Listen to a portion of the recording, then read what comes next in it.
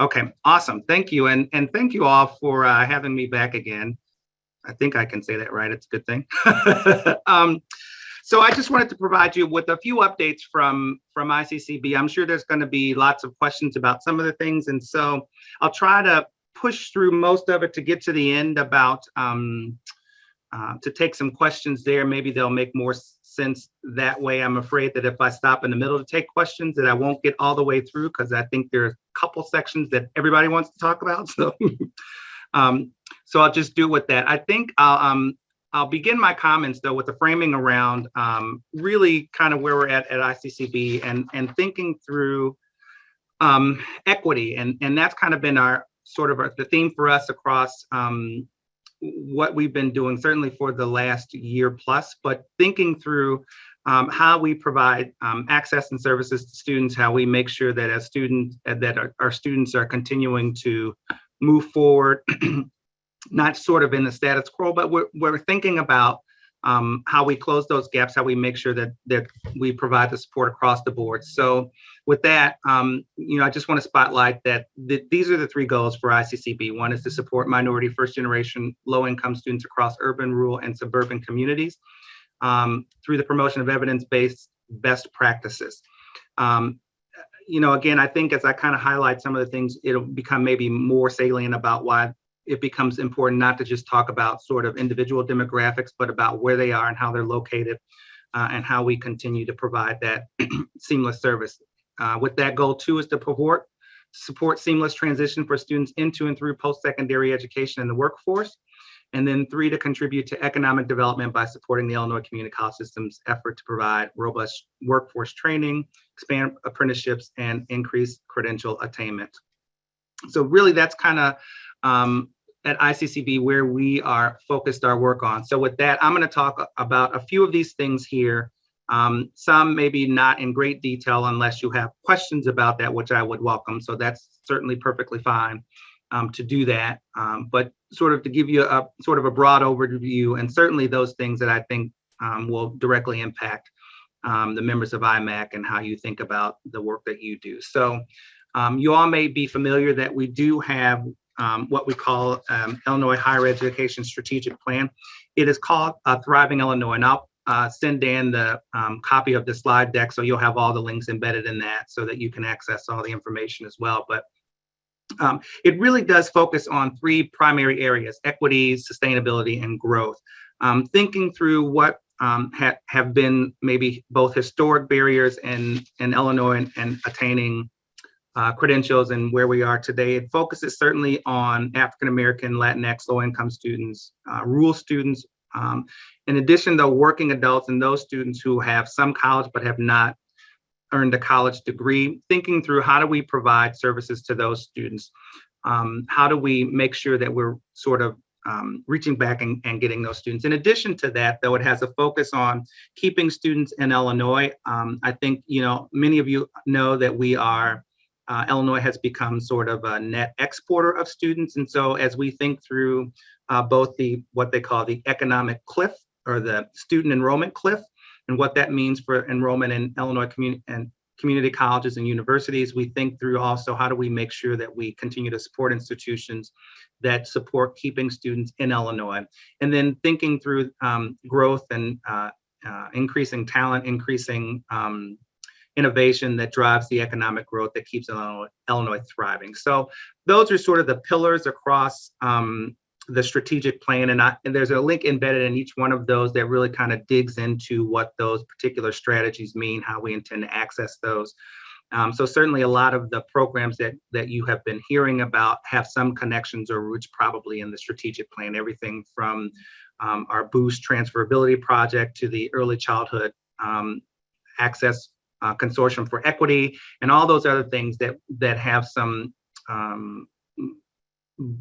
bases in the institutions that you all from certainly have some roots in the strategic plan as well. So I provide that really as a framing for some of the other work that continues to happen across the higher ed landscape.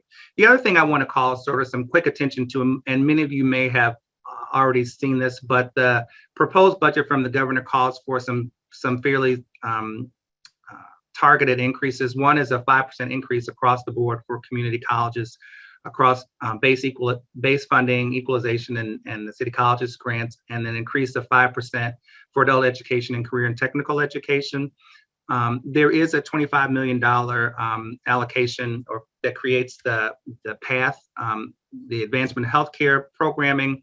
And then the other thing that I think becomes sort of a real sort of boost for community colleges, perhaps in particular, is an increased funding in the MAP grant by $122 million, but also the expansion of short-term certificates and credentials, which have historically not been included in MAP funding. So by and large, the certificate had to be 30 credits or more in order to be able to access MAP funds, and the proposal would extend funding to those certificates that have been deemed short-term. So as we understand better, hopefully by next week, how the budget's going to move forward, I think you'll see some continued there.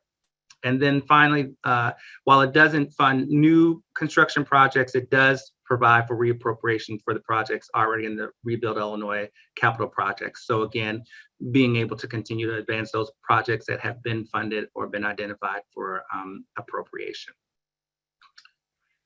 Again, I want to talk just briefly about sort of the system response to COVID. I think all of us understand now, one of the great lessons we have all learned is probably that teaching and learning is never going to look like it looked pre-pandemic. So I think the way that we think about course delivery, the way we think about instruction, the way we think about the things that we have to be prepared for, I think have fundamentally shifted. And so we continue to think through and provide support and assistance for how that might continue to help shape what we do at community colleges.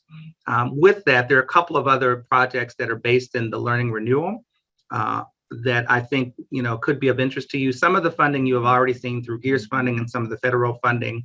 But again, looking at items like academic support and social emotional support, which were all funded out of the GEARS fund. There's also a project, high impact tutoring, that some of your institutions may be engaged with, which is really particularly your students perhaps, but looking at students who can provide tutoring support across the board for core subjects, particularly English and math, where they're called out. And so that's a statewide project that's in partnership with the Illinois State Board of Higher, excuse me, I can't talk this afternoon. The Illinois State Board of Education and the Office of the Governor with the Illinois Board of Higher Education. But we do have at least 2 community colleges who are also serving as managers of that project in their respective regions as well. The idea being around, excuse me, learning renewal is that we know that there's lots of learning loss in the system. We know that there's some in many ways that was delayed or hasn't been able to be sort of realized in the way we would have intended without the layers of pandemic and virtual learning and all the things that went along with that. So we understand that there's still some work to be done to help students sort of navigate the environment they're in now, to understand and to be able to support students through where they were coming through the pandemic and whatever gaps there might be in learning there. So I think you'll continue to see supports come through learning renewal and how we can continue to support and lift students up through that. One of the other big ticket items, and I will spend a little bit of time here, I think maybe to everyone's relief, is developmental education reform. So many of you may recall that we did have some legislation passed early last year around DevEd reform. And so I just want to do a quick framing around what that means for DevEd and kind of how we got here. But I think to do that, I want to frame that up in that we believe that DevEd, the reform efforts really do focus on equity and closing gaps in performance and achievement. And as we look at the system, and we're looking sort of system-wide, not just at individual colleges, we know that there are significant gaps in terms of who comes into DevEd, how they progress through DevEd. And in fact, there's some sense of delay, if you will, in achievement for those who are in DevEd. So taking a look at that, the idea is to help students move through more efficiently and with greater success through the DevEd pipeline. What we believe is that this law, nor do we believe that we're at a point of elimination for DevEd. So we at ICCB believe certainly there are needs for DevEd, and being able to offer that at the campus level. So we don't believe at all that this law, nor is there an eliminated need for developmental education. But we do ask that institutions really do think about how they can focus their efforts around reform and scale. As we looked at some of the other models and delivery, and I'll talk a little bit more about those in a second, we know and understand that there are models that help students progress through better, differently. And so that's the kind of reform that we're encouraging folks to think about and look at, and how they can grow that. So the adoption of those models that show promise at your institution are really what we want you to be thinking about. I do want to say that we do understand that there's more than one way to do DevEd reform. So I don't want you to think that we somehow have landed at one particular way or thought about doing that. There are multiple ways that you can do that. There are multiple models in which you can do that in. And so we don't aspire that there should only be one model of DevEd reform, knowing that there are many ways that you can do that. To that end, some of you may recall that, and let me ask for a moment, are the screens advancing with me? Sometimes I know they get stuck, so I just want to check and make sure. But some of you may recall that a few years ago, we did do some final placement recommendations that were signed off by the president. And that is called out in the legislation for you all to be thinking about placement and how that aligns with those particular recommendations.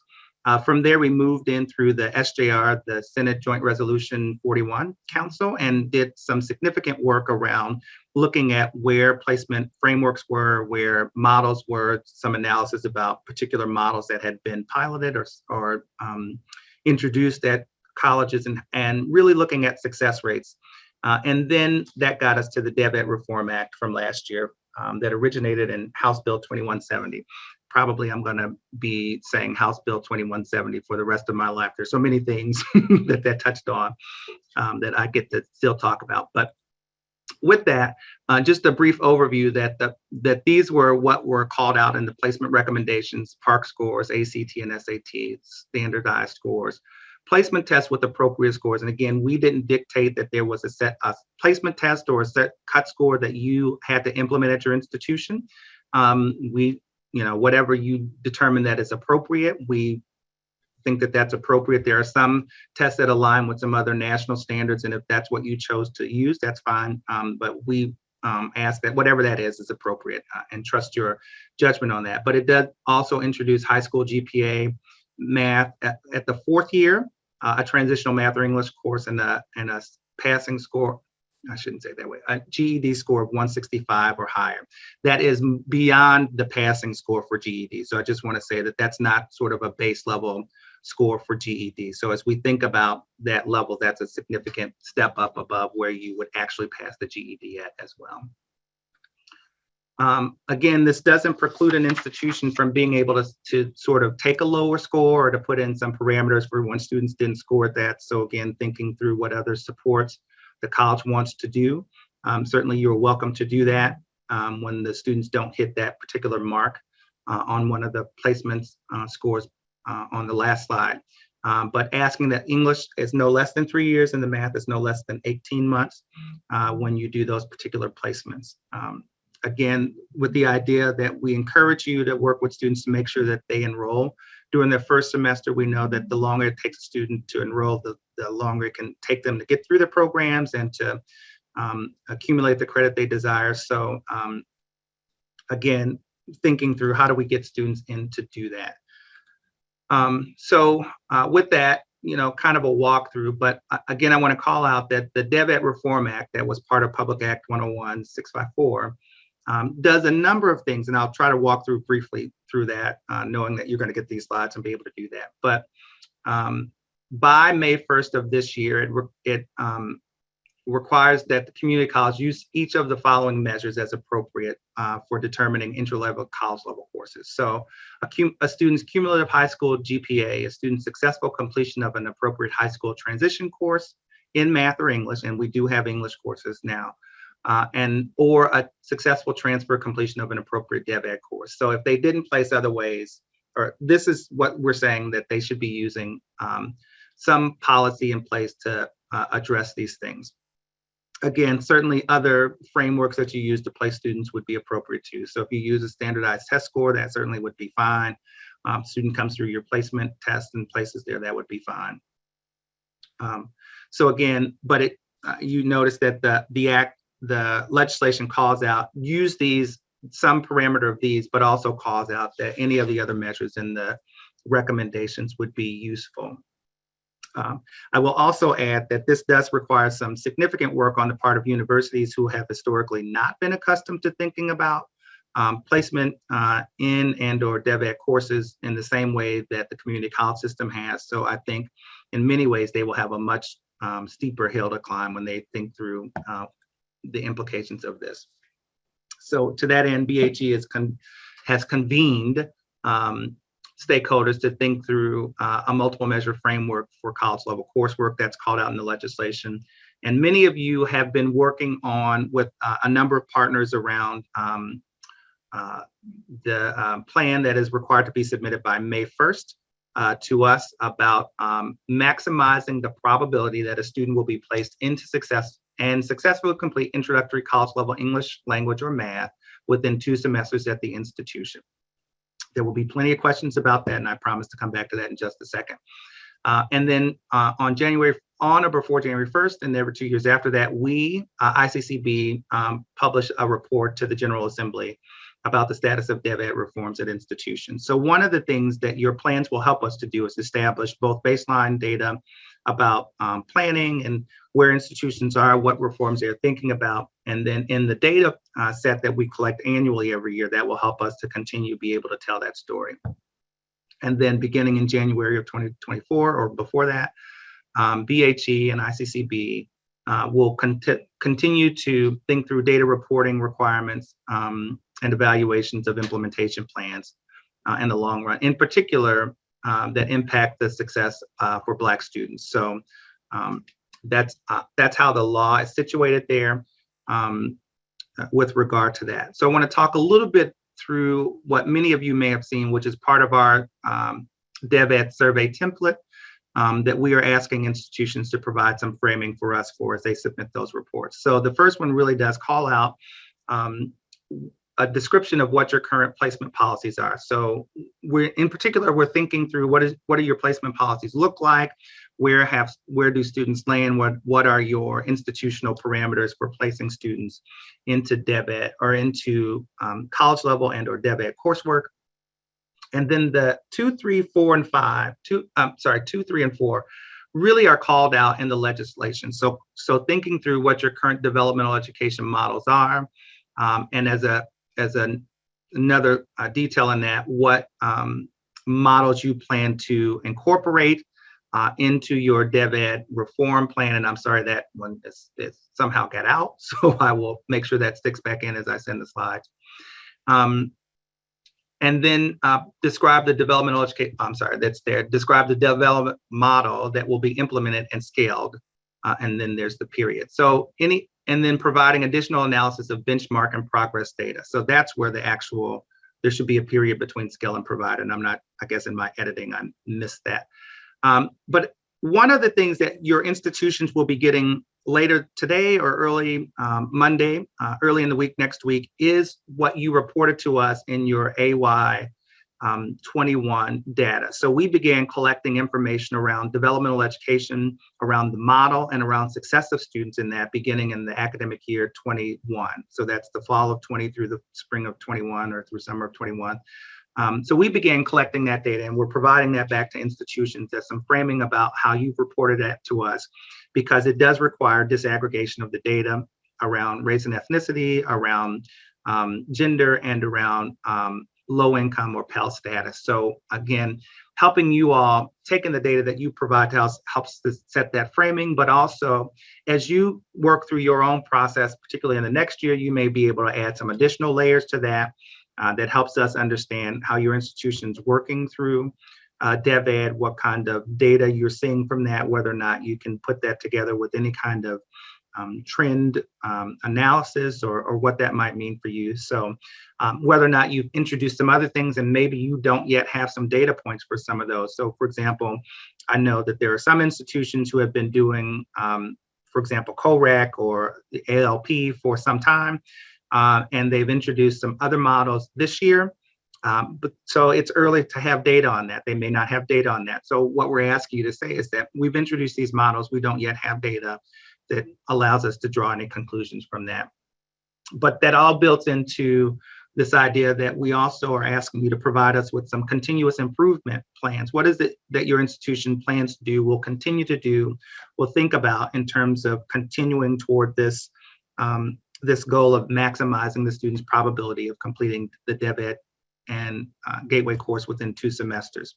I want to asterisk that for just a moment, because I know one of the other questions that we get all the time is, are you saying that we only have 2 semesters in which to get a student through DevEd?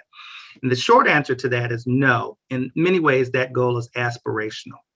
Having said that, we also know that there are a number of ways that we can build in opportunities to accelerate the amount of time a student spends in DevEd, and also to sort of grow success. So there are a number of models that provide an opportunity to do that. And those are the ways that we're trying to understand how you're scaling to sort of match the intention of the legislation itself. In many ways, a number of institutions are looking at CORAC in a way to do that. And that's fantastic, but we're not advocating that CORAC is the only way to do that, though we know a number of institutions are thinking through that constructively. I will also call out that in the SJR 41 final report, which is tagged in this slideshow here, we do provide a number of models that were reported to us as we were doing the data analysis there, and some framing around what we know are other sort of statewide or national models that have been deployed. So we're saying that there are a number of ways that institutions have done this and can continue to think about reforming and scaling the DevEd program at their institution. And so I would hearken that's one of the ways for you to go back and understand how we think about the models in the state. So we're not thinking about one model, but a number of models, and certainly based on what you reported to us was happening on the institutional level. And so again, I'll just tell you a little bit that these are the data points that we're collecting. They should be provided to your IR folks yet today, I hope, and I'll have to check in. I may get some notice that they've gone out today already. But we're both reporting back to you all, and this is part of what is now required in your annual submissions at your institutions, developmental education enrollment by model. So if you have multiple models, you'd be reporting to us how students are enrolled and in which models they're enrolled. The enrollment in credit-bearing or English credit-bearing courses of English or math by model, the rates of successful completion in introductory college level English and math courses by model, college credit accumulation by model, fall to fall retention by model, and fall to spring retention potentially by model. So looking at whether or not students continue from fall on to spring, if there's a particular model sequence there. And there may be other things that we generate from there, but that's how we're collecting that. I also want to take a moment just to address one of the other things that we've often gotten questions about too, and that is around college algebra. And so college algebra may or may not be built into your model. Here's kind of the approach that we've taken. In the data system, institutions reported to us what they considered their gateway courses for their institution. And so if you have reported to us that college algebra is a gateway course at your institution, and you may have to check in with your IR folks to see what's in the data system in that regard, then we would expect that you would be addressing college algebra holistically as part of your DevEd reform. If college algebra is not one of your gateway courses, while you may not be obligated to report on that, what we would say is that we would strongly recommend that you be thinking about how do you address that particular pathway, understanding that college algebra really is maybe one of those pathway courses in the STEM area that still we need to be concerned about making sure that students can get in through and progress so that they can continue in STEM related areas. And so it may not be particularly required for you to address college algebra in the DevEd plan, but we would strongly suggest that that's still one of the areas that you may think about as you continue along scaling your particular DevEd model. The other thing I do want to call out quickly too with regard to DevEd is that we know that there have been a number of stakeholder groups that folks have worked with and we've worked with as well. So many of you have been engaged with Partnership for College Completion around the co-requisite scaling and reform models. Some of you have been connected with Women Employed in the Aspire project, which is helping to scale a variety of reform models at your institutions. And we certainly continue to support that. In fact, we released, and your institution should have notice around innovation grants in the transitional and DevEd space early this winter. So there's a number of ways that you might have already been engaged in some of this work. And while again, many of you are working with Partnership for College Completion or with Women Employed, the models that you are, that would be associated with either of those projects are really institutional choice. We're not saying that, for example, if you, that you have to do co-rec, but if you're doing co-rec, then maybe that was a great project to work with Partnership, because that was their direct sort of focus in their particular project. If you worked with Women Employed, for example, they were really working to scale the project that you were, or the area in which you were most interested. So again, it's not ICCB saying you have to do these models, you have to work with this particular person, but those are other areas where we try to collaborate to help support the work being done in developmental education reform. So again, a little bit of perspective about that. With that, we also continue to work across transitional instruction. So many of you have been aware that we have continued to work with transitional instruction and with the K-12 system in terms of providing what is essentially a fourth-year course for math, or incorporated into an English pathway course. There are three pathways you may be familiar with in math, and that's the STEM area: quantitative literacy and statistics, and technical math. The requirement in the legislation calls for every high school to have a course or to formally opt out. And I will tell you that the opt-out process is fairly difficult for students to do. But that process for courses and approval began in 2018. We recently launched the English Competencies, and they can be integrated into a current course or a freestanding English course. And they also can count for the fourth year of English courses. And they began that approval process this fall. So 38 community colleges have at least one course approved in that area. And next week, I'm hopeful that we will have all community college districts having an approved course in a math area. While I talked about the courses that are approved, it really does impact more than 430 high schools across all the districts. So because the courses are approved by district, not by high schools. So that's why the local advisory panels become such a crucial part of the transitional instruction program. And as of this spring, we have 6 colleges that have submitted and had an English course approved in the transitional area. So again, thinking through DevEd, this is one of the other ways that students may come in and place into college level coursework in that entry level course. One of the other can I add before you move on, Marcus? Oh, thank you, Melvin. Yeah, I can't see, so I couldn't tell if you were there.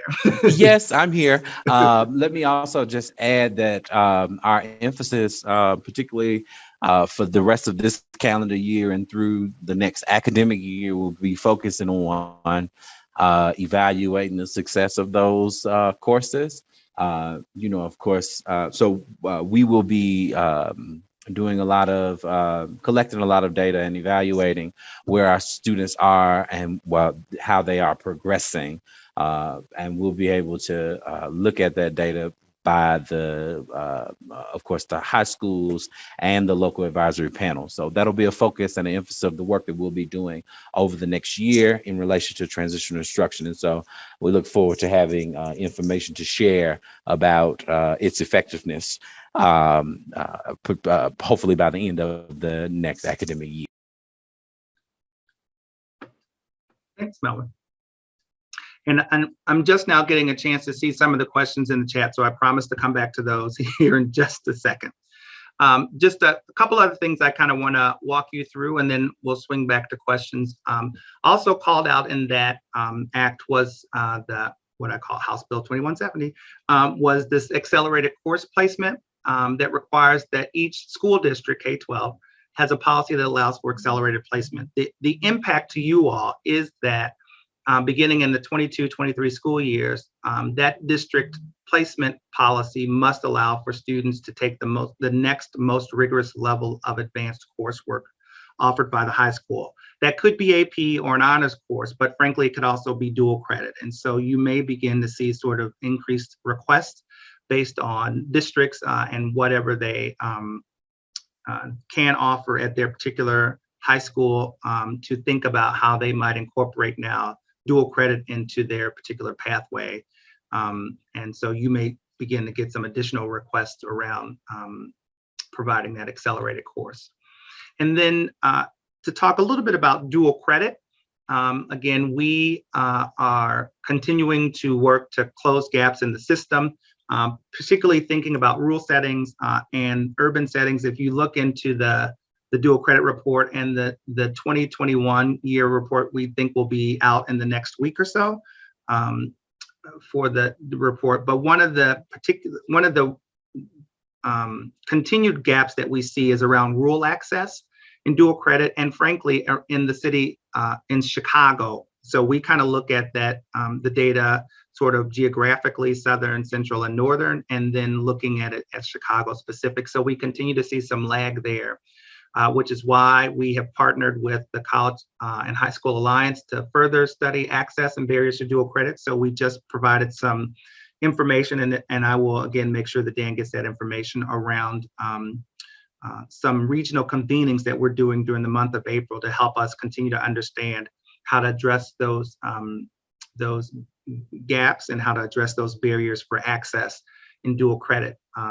The Dual Credit Quality Act itself calls out being able to take dual credit courses that are II approved or career pathway courses, calls out some faculty professional development plans, and many of you know also that it called out the development of the model partnership agreement. All that information can be found on our website around dual credit, so that link is there provided for you there. But I think one of the things that I'll say about dual credit pathways is that there's certainly an interest in continuing to grow that, but an eye toward completion of industry recognized certifications. And what I think is a significant effort on advising and reaching families, school counselors, and support systems about this shouldn't be about early childhood opportunities, but about larger opportunities. So what I can tell you is that, and I think this goes to one of the questions that I saw in the chat about how do we get students to enroll earlier, is that I think we have to engage our advising staffs much more closely in the work that we do around dual credit, in the work that we do around DevEd, and the work we do around enrollment. Because one of the things that we'll continue to see without, certainly without families understanding the impact, is that we'll continue to see lags in how people access these particular buckets of credit. You know, I put the slide up also to sort of highlight to you who's in dual credit. And while we have seen some expansion and growth in dual credit, in particular in Latinx and in Black or African American populations, the problem is that we still continue to lag behind where high school enrollment is. So if you layered this particular graphic with the percentage of high school students enrolled, we're still pretty outpaced by how the high school enrollment is reflected based on who's accessing dual credit. So there's still some significant gaps that I think we continue to have to work on in that particular area. One of the reasons that this becomes so important is that as we think about the impact that dual credit can have on high schools, on college going and completion, is that those who took dual credit are almost twice as likely to graduate within 150% of time as those who didn't access dual credit. So we continue to think about that both as a way to reduce gaps in completion, but to reduce gaps in access. And this holds true across all of the same demographic information that we talked about, both in racial and ethnic groups and Pell or low income status. So it continues to be one of the things that I think we recognize has some impact in helping us close gaps. I just want to call quickly some attention to some of the legislation that has recently happened or is proposed, so that you have a bit of ways to understand why this continues to be one of our focus. So in the House Bill 3950, which became Public Act 102-516, there are lots of things that it called out in terms of planning at the K-12 level, but in particular, amends the Community College Act to provide access to higher education for students with disabilities explicitly. We were already doing that, so I don't want anybody to think we weren't, we were not doing that, but we were, but it calls it out to do that explicitly, but also does call out some work to be done around how we engage with students in the K-12 system as they are both taking dual credit and coming to enroll at our institution. So there's some obligations and some encouragement that this particular act provides around making sure that as we bring in students with disabilities, that we provide some services from the beginning, including how we engage them prior to them enrolling at the college. The other thing that I'll call sort of quickly to mind around that is House Bill 5506, which is currently being considered, would do a number of things. It would allow for mixed classrooms on the high school campus, but it does not provide for dual credit for those students who do not meet eligibility requirements. It's a bit of a mixed bag in terms of how that looks on campus, but part of that is to, the intentionality is to help provide continued access for students in rural settings who can't always access dual credit or the college in the way that we would like to. It would also extend the date allowed for professional development plans from to January 1st, 2025 from this current year. So those were set to expire on January 1st, 2023, which is the end of this year. So that would extend those out another couple of years, but it also requires us to report some status of those plans by subject area and by plan and by breakdown of districts. So that requires some additional reporting from us, which I suspect will also lean into some reporting increases on your campuses as well. But it also extends the eligibility for professional development plans to CTE areas, which heretofore we would have said would have been not necessary, but I think given some of the cross-disciplinary areas, increases that. So with that, I'm going to take a break, and Dan, I'm not sure how you want to do that. I certainly welcome to sort of go back into the data, and I'll ask Melvin if there's anything that I forgot that he wants to make sure I add in. Yeah, I mean, I'm happy to go. There were a couple of questions in the chat if you want me to scroll up with and just read those off for you, if that would be good. Sure, that'll be fine. So the first question that was asked was about placement data. This is from Linda Blanco. So we were asked, years ago, we were told we could use them together conjunctively, and then we were clarified, nope, we're supposed to use them individually, and then the state's going to gather data on which one was the most successful. So she was wondering if that data has been gathered, and which of those placement measures, if it has been gathered, which of those placement measures appears to work best in Illinois. Sure.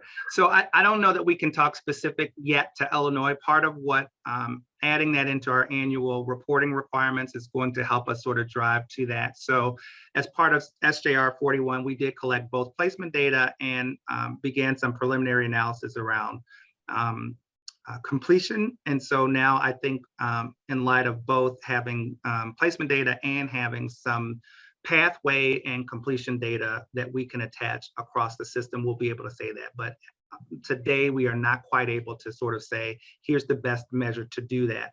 Certainly there's some national data, particularly out of the Community College Research Center, that have suggested that there are some better metrics for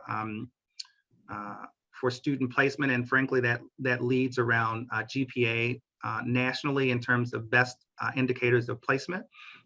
Because I think in some ways it speaks both to performance, but also to long-term achievement. So, so on the whole, that the national data seems to be pointing right now to GPA as one of the best indicators, moving away from sort of the high stakes tests, high stakes testing as sort of the way to sort of indicate that. But for Illinois, we continue to gather that, and we'll begin to do really some significant analysis around what we can learn from the system as a whole. Thanks. And one of the other things that Linda kind of hinted at was in the past, there seemed to be a hint that we might be able to use multiple measures in conjunction, like that. Yep. People were doing that in the past, and then we were told no. So what's your sense of, is there a willingness, could that ever be the case where we have multiple predictors that show to work well in conjunction, we can use them together? Sure. So, I don't know that I can say, oh, sure, there's going to be that, someday. What I can say, though, is that we have been also working on what we call a multiple measures portal that will allow us to import or sort of gather data from the K-12 system in addition to what you're using, that would allow us to sort of have all of that data in one place so that we can look at everything from grades to ACT scores to coursework and coursework patterns and all that kind of stuff. That's kind of what's driving that multiple measures portal. While that work still continues, and working through all the data share agreements and all that makes that work, I think that would be the indication where we could say, we can see that these two things together, for example, might work better than this one thing alone, or these things alone, or these two things together, sort of produce those results. But that's sort of incumbent upon that portal being completed. So there's a possibility, but we kind of are waiting to see about what that portal becomes. Okay, thank you. Chris Bailey was asking about, there's this pressure now, or not this, the legislation is saying we want to maximize probability of successful completion within 2 semesters. But one of the challenges is getting students started right away. So do you have ways that institutions could encourage students to enroll in math courses in their first semester? So having spent a lot of time in advisement and in advising offices, the short answer is it's hard to convince students to start right away in math. So, or any DevEd course that isn't connected. So there are a couple things I think that can help that happen. One is that I think students have to sort of both see progression in their intended area and also addressing any sort of deficits that they need in terms of remediation. So I think one of the ways to do that is to make sure that they can have some paired enrollment, if you will. So something, whether it's in their program of study or even a connected, so if you co-rec it, it's easy to see, well, I'm going to take this DevEd math and this math that's for credit. But if you're taking a DevEd sequence and they're not yet at a point where they can sort of pair that or uptick that, if you will, having something that pairs progression in the intended major is also helpful to do that, so that students don't feel like they're just taking classes that don't count and don't get them anywhere. And I think that's one of the sort of the trouble spots for students. So thinking through what a paired enrollment cycle looks like, and so not just recommending sort of the 2-year plan, but if you have a student that's going to come in part-time, what does part-time look like if you have to take a DevEd course, and how do we make sure that students are getting credit that counts toward their degree while also addressing any DevEd sequence that they have. The other part of that, again, I'll go back to is I think it's imperative to work with the advising offices to say to them and help them understand that it's not sort of simply just a matter of student can't make this work in their schedule, or the student really just didn't want to take DevEd, but it's imperative for helping them get through. So on your campuses, I think you have to position it as a completion outcome rather than just a DevEd course that students have to take. If I can get my mouse to work. All right, so thank you. One other question that Abby Bailey asked, you had mentioned earlier about that Illinois seems to have a student deficit right now, that students are leaving for other states. So do you, or does ICCB think that math is part of that? That's the way we were running math and the way we assign our courses is causing community college students to leave Illinois? No, so I don't think that's the reason, certainly not singularly, that students would be leaving Illinois. I think math is an issue nationally. So if that were the case, I think students would find whatever state has the lowest math requirement and go there. But having said that, math continues to be the biggest area that students need developmental education in. So I don't think we can just ignore that DevEd is an issue around completion. But it certainly is not one of the feeders, I think, that gets students leaving the state. I think there are a number of things that led to that, and not the least of which was the budget impasse and whether or not students felt secure in whatever financial aid packages they had or were going to get. And so as we looked at sort of what happened after the budget impasse, certainly that had a significant impact on students' decisions to stay in the state or to leave the state, and how they might choose to enroll after that. So the idea that funding becomes something important really, I think, was one of the big drivers around students leaving the state. All right, thanks. The next one that I see, I think Abby had another question that was answered in the chat. So Mike Caparulo was asking about, in terms of another way to get students started early, he had asked how high schools are doing on the PACE. I don't know what that is, College and Career Pathways portion of Yes. the PWR. So he's wondering if you have any information about how high schools are doing on that. I don't know that I have it specifically. I can say that part of what we do, and I'm gonna maybe call in Melvin to talk a little bit about this too, but part of the work around transitional instruction really pairs with what students are doing around PACE and around college and career pathways. So we have some information that schools are doing it. I think the level of effectiveness that they're doing it, I don't know that we can speak to, but that's certainly something I think we can build into the framework of how we understand the success of transitional instruction, because that's also, I mean, they all generate from the PWR Act. So that's maybe a framework that we can think about how does the PACE framework sort of feed students' knowledge about transitional and feed their knowledge about accessing career pathway courses. Okay, the last question that I can see is from Chris Apuna about, maybe there's another one here, but about what you were saying, one of the effects of this new proposed legislation, I don't remember which number, but it was extending that deadline again for the dual credit. 5506, House Bill 5506. Yeah, this seems to have been like at least the second time that extension is happening, and it's a little concerning. You know where I'm going. Yep. So does this seem to be a trend, like they'll just never have to meet the HLC criteria? Of course, I don't know. It just seems like you keep extending, you don't have to have it till 2025 or 2028. And so anyway, I don't know what your thoughts are on that. So I mean, I have lots of thoughts on it, but I think the thoughts that I can share are that I think this will probably be the last, what I hope is the last extension. The reality is that we were able to borrow a little bit of grace, I think, from HLC around that, because the state had enacted legislation and HLC didn't sort of make very strong comment on it at the last passage of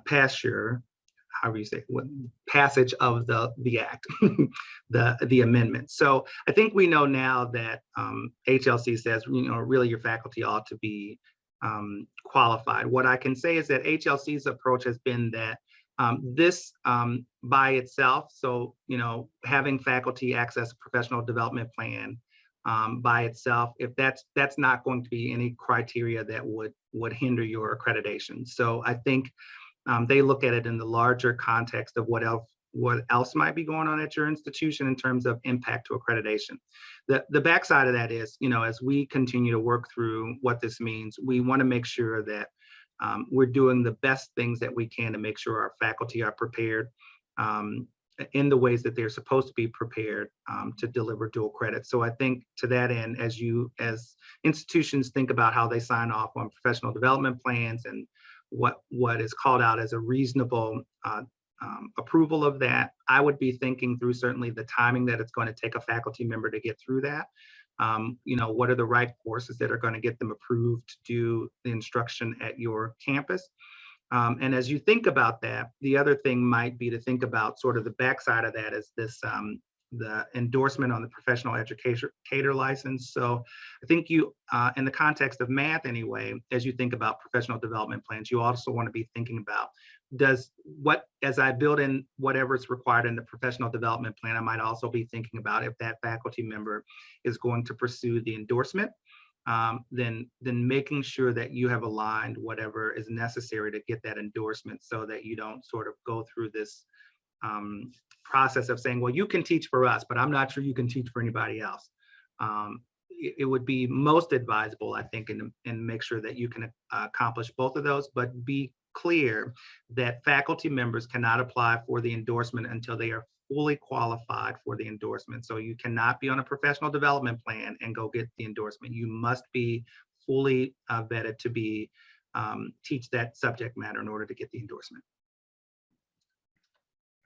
Okay, so Dawn Peterson had a question. Just with all these changes happening, the dual credit classes, increasing those, and the change in developmental courses, has ICCB thought about how the effect of that on community college enrollment, employment, the number of faculty needed, and kind of the long-term trend in that area, how we're getting pinched and pinched and pinched? Mm-hmm. I don't know, do you have any thoughts on that?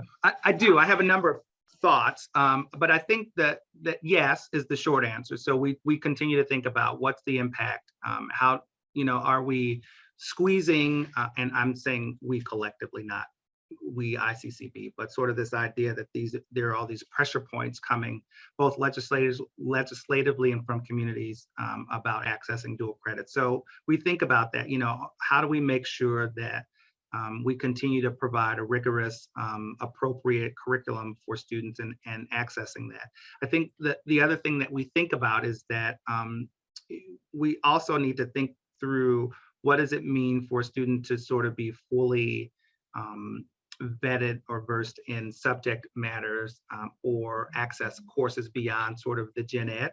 And that's been a struggle, I know, for many colleges, because as the II became prescribed in transfer degrees, that's the courses. Many institutions took a step away, if you will, from development of other courses that might be appropriate for transfer, but were not part of the gen ed or not an II approved courses. So I think we need to really continue to think about what are the best courses that we can provide students who are with us in terms of being ready for the pathway that are beyond the gen ed. So thinking through what does the introduction to the major really look like? What are those courses that we ought to also be providing to students? Because I think those are the courses that will naturally will need to turn to in order to continue this to support student enrollment at community colleges. And I think the other part of that that we think through, that was one of the call outs in the strategic plan, is that we're going to have to really also think about accessing other populations of students, because right now, high school students are just sort of a fixed thing. We know where they are. We know how to go get them. We know what they've been enrolled in and those kinds of things. But as we continue to think about how do we continue to sort of grow graduates in Illinois, we have to think about how do we serve also adult students, incumbent workers, students who came to us at some point, and so maybe they have the gen ed or components of the gen ed already. How do we continue to serve them in such a way that we can get them to completion and credentials? So I think that's the other part that we'll have to continue to sort of think about, strategize, and build in terms of the work that we do.